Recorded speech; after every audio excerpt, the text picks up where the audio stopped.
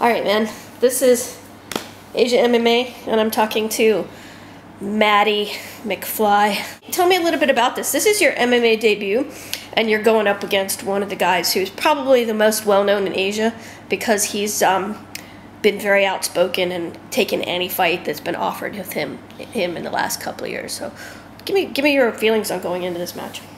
I think it's just like I like to compete, like to test myself. You know, if I do grappling tournaments, I'm always at a higher belt or a higher level. It's a good debut fight for me. Stylistically, I think it's a very good matchup for me. I know he's fought in a lot of fights, but if you look at who he's fought, he hasn't fought anyone with the wrestling background. No one. The closest fight he's come to is Isamu Homura, and Isamu's had problems gassing and stuff, so that won't be an issue with me at all. And it'll be a good fight, you know. Fans want to see it. Everyone's dying to see the fight. You know, I've been signed under 1FC for a long time, so it's been a long time coming for me, and I'm just excited to finally get the chance to compete again. Okay, we haven't seen much of you like in your wrestling. Do you have some videos out there that you've released or that you're gonna release? We got a lot of grappling videos online and stuff. You know, I was in Singapore grappling for a bit. I have some junior college stuff out there. So I mean, there's videos, but wrestling's not a very media strong sport, so you actually have to dig in a bit to look for them. Tell me a little bit about your style, your wrestling style. I'm actually not a big takedown guy. You know, I'm big on top, you know, very good on controlling. I can hit a lot of quick tilts, you know, good power halves, good leg riders. So, you know, it's interesting. You hear like Chael Sonnen mention, you know, you can be an All-American and not take anyone down. So for me, like, people are like, oh, this guy doesn't have big takedowns, you know. Well, that doesn't necessarily make you a good collegiate wrestler. They have a point system. You know how to play the point system, you'll win matches. How did you feel when he started making it a little bit personal? You know, it's okay. We saw each other backstage and stuff, and he's shaking hands, laughing, and everyone's like, what's going on? You know, sometimes a guy's got to do to sell a fight, you know. He's coming off of an unfortunate circumstance with the UFC. For him to get some media attention going his way, I think is good for him in his career. So, for me, I'm the kind of guy who doesn't really take anything to heart. You know, if I have someone who's saying something about me from a coaching standpoint, I'll take it as constructive criticism. But I mean, for him to say things he said, you know, it's not like it's something I haven't heard before from someone that I don't really care about either. So, it is what it is. You just roll with the punches and, you know, keep your head down and go forward. How'd you end up in Malaysia? You know what? Interesting story. I was actually contacted by Paul Teo, and I was actually at Muay Fit, you know, and at that time Muay Fit was actually a top 10 gym. It's been a little diluted since, but you know, we had like Luke, Eric Kelly, Arnaud. There was a good stable of 5 or 6 guys that were constantly there. Unfortunately, everyone's kind of dispersed a bit, so they're a little diluted at the moment. Still a good gym, but it's not the same, you know. You have Luke Russo, who's a black belt under Jeff Glover now. You know, he's a top grappler. He was awesome coach when we was there. Su Yan came over and was coaching. You know, Arnaud was probably in his prime of his fighting career. Eric Kelly was in his prime. Man, it was a good camp. You had some good guys, but I think in Southeast Asia it was pretty good. It was good training. Paul asked me to come out, teach some wrestling classes and stuff. The guys ended up liking where I was. I did Eric Kelly's camp by myself. Me and Luke did it by ourselves. 2 guys for his Jins Pulver fight that we went in the Philippines. Ended up knocking him out. And then after that, I went to a different Muay Fit branch. Different owner, Gavin Tan, who also opened T-Rex. And yeah, that's how I've kind of stuck in Malaysia. Also, big ups to like Melvin and them. Like, I've been announcing since I got here, so like any and every show. I've announced Will Chope's fights before. We actually co-hosted Ultimate Beatdown 9 together, so it's pretty funny. What do you think about MIMMA and the scene growing so quickly in the amateurs? Well, I mean, hats off to Jason, you know, like, well, not just Jason, but I mean, like, give credit where it's due, you know. I think like they had this whole pro-amateur like debacle thing going in Malaysia for a bit. You know, the guys had to fight pro. They had to do what they had to do, you know, at the point. No one was educated on it. Jason's trying to do a good job of educating everyone, and that's what Malaysian invasion is. It's an education tool for people to know what an amateur scene is like. And I think the fighters need to fight amateur before they get the tools to go professional. That way they're not stuck in a professional realm. And you know, the levels getting higher all around Asia. So you know, if you just go jump right into professional and you don't have any amateur MMA fights, you're stuck fighting pro. You know, you go 0-3, 0-4, you're not going to find much fights anymore. So good to start off, get your tools going. I always believed in that you should excel somewhere in the background. You know, if you're going to start mixed martial arts, that's awesome as well. But I think it helps if you've started somewhere. Like you have some Muay Thai guys who've translated well. I mean, look at the Evolve guy. He looks awesome, you know. And there's just Saif American, you know. Those backgrounds, even Muay Thai wrestling, you know. Those guys who are just sharpening the tools or who are being successful now in Southeast Asia. I think maybe 5 or 10 years down the road, you'll see everyone like who started in MMA rather than just a single background. So it's cool. Jason's doing a great job, and you know, MIMMA is probably top amateur promotion in the world. I'd like to see some cross fights with the young guns in Korea, the champions. That'd be sick. That'd be cool.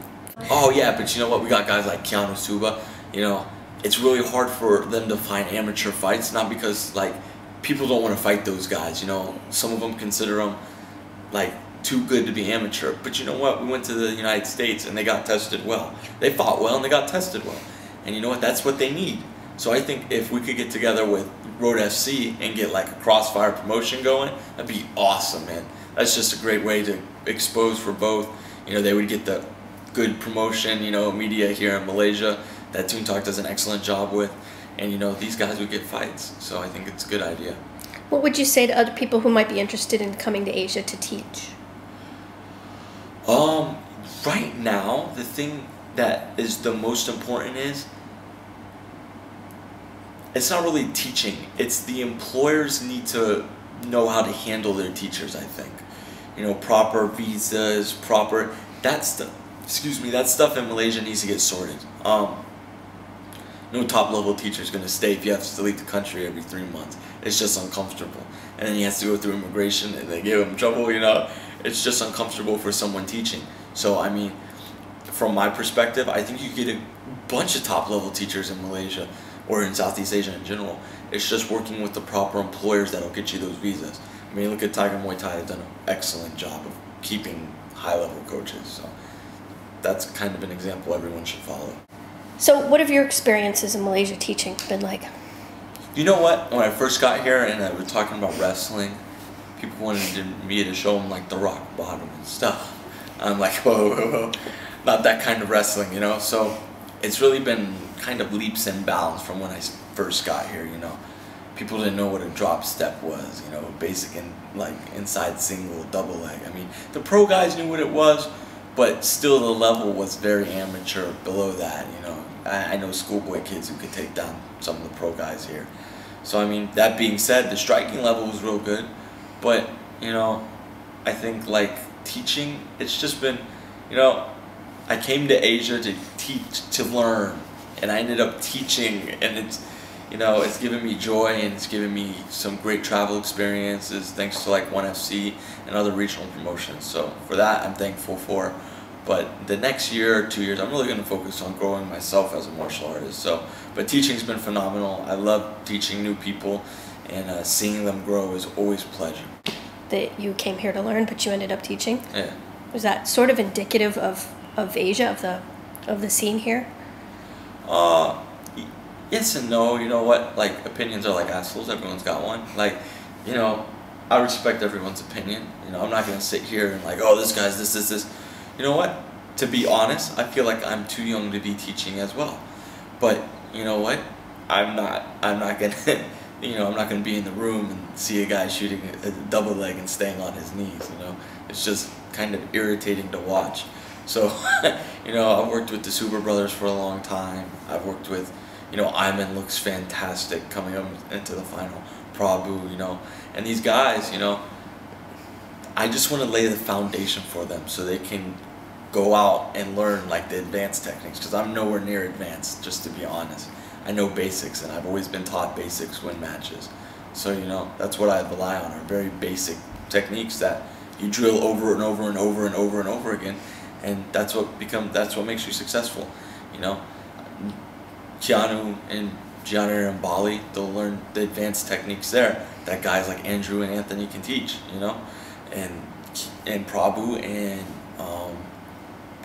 and Iman will go to Tiger Muay Thai, where they got coaches like Fernando Macachero and Roger Huerta and George Hickman, Alex Volk. You know, those guys have experience where I don't, where they should be learning. That's what they should be doing. You know, I just wanted to lay basic foundation for them, and you know what?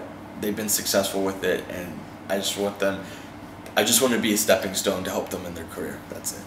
How's your striking? You been working on that at all? You know what? People don't know this, but before I did any wrestling, I was in karate for a long time. So I do have a base in striking, and it's not unorthodox as people think. You know, I've worked with Crew Chai, and he's amazing, unbelievable Thai fighter of the year, and the guy is just on another level as far as striking goes. And like, people are gonna be like, Matt, aren't you gonna look to take him down? I'm like, no, this is gonna be fun, testing myself against another guy like that. I'm not just gonna go take him down. I know I can go in there and take him down. You know, I'm gonna test my waters first. You know, Will's got, you know, the Muay Thai fights underneath his belt and stuff, but you know, I've been in sparring fights with, you know, Patricky, Pitbull, and stuff like that from Bellator. You know, those Bellator tough guys. I sparred a lot of people. Dan Christensen was a good sparring of mine. You know, Jose Pele Landy, you know, a good friend of my buddy Israel Gomez. We've sparred before, and you know what? Like, Will Chope is a journeyman, and you know what? I just feel like I'll be ready if he throws something at me. I'm on my feet, to be honest. You know, he's long. Let's see if he can use his range. It's fun. It's a fight. You know, go in there and have fun. That's what I'm gonna do. But yeah, I can strike. I'm not gonna sit with my hands on my head and just go ooh and shoot. You know, I've got a little bit of skill. You know, I'm not completely dual-witted, but yeah, for sure. And give me your favorite go-to in wrestling. My favorite go-to move. Okay, are we talking from a neutral position or bottom position? Or I like Peterson roll from bottom position. You know, I got a lot of low center weight of gravity. It's a good reversal move. You know, from neutral, I got some sick duck unders. You know, some pretty good sick ducks and a very, very strong double leg. Strong doubles, ducks.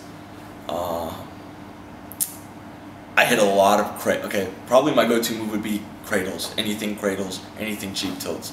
Those two moves will score a lot of points, you know, a lot of near falls.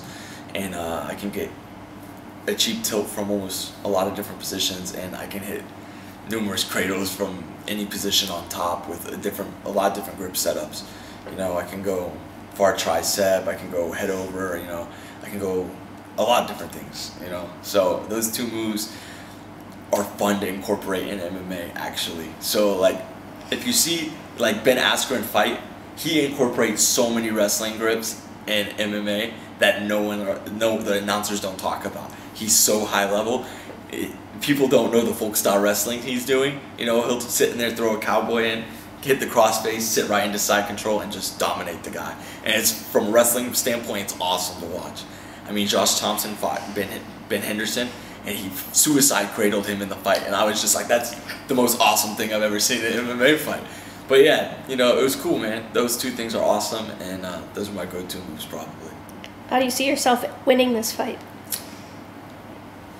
I like to get the finish because there's more money involved. But to be honest, I can see it going a decision either way.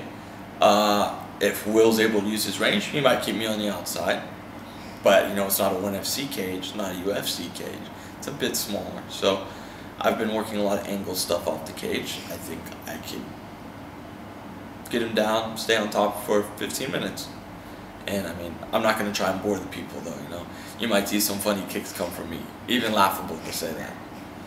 I actually have really good cardio. I'm not going to gas in the fight. So for him to like have to put me away, he's going to have to really connect on something real well. Like, he's going to have to really connect. And I just don't see it happening, to be honest. So I don't see either of us finishing each other. You'll see either a very sloppy, grind out match for 15 minutes. I think that's personally what you're going to see. Okay, and is this the start of your MMA career?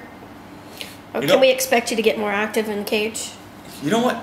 That doesn't depend on me. It depend. You know, people are like, Matt, why don't you fight? You know, I had offers to fight in China and stuff. I've been under ONE FC contract since 2012, and it's exclusive. So I can't do things that I'm not allowed to do. So like for me, this is one of the opportunities I've had. I was asked to fight on a card which Andrew Leone had gotten injured on, and it was very short notice. It was 2 weeks notice, and I was overseas in the USA, so that bout got scrapped. But ONE FC's been so gracious to grant me the opportunity to fight such a high caliber opponent, so I jumped on the opportunity, you know. But I mean, people who are like, oh, Matt, he's not fighting because, you know, da-da-da-da. No, I have certain things I am and am not allowed to do. It boils down to, I have restrictions, I am on a contract. If I am not on a contract, I will get sued. I wanted to fight in China, and I got an email from Matt Hume. He said, basically, read your damn contract, you can't take that fight, you know? I was like, oh, okay, you know. So, yeah, those guys at ONE FC are awesome to work with, you know. I've been here since ONE FC 4. I think we're at 22 or 23 now or something like that. So, you know, it's good being involved with those guys, but it's finally good to get back in the cage. You know, you'll see me hopefully more active in the near future. Okay. Well, we are looking forward to seeing your fight tomorrow. You know, my girlfriend made this shirt. This is pretty funny. Not for me, though. She's some designer. Also, we have, like, the best nutritionist since, like, Mike Dolce. Like, he's like, the man. Ian Larios, he just moved to, like, Southeast Asia. And he's going to, like, revolutionize fighting and stuff. I'm telling you, he's going to get some guys down to, like, weight classes you didn't think were possible. So stay tuned for that. That's going to be hilarious. But nutrition for life all day, son. Okay. Thanks, Matt. Busting out of the shirt. I'm not sure if I should leave that in the video or not. Yeah, probably, like, at the end, beep, beep. What is he doing? He's busting out of his shirt.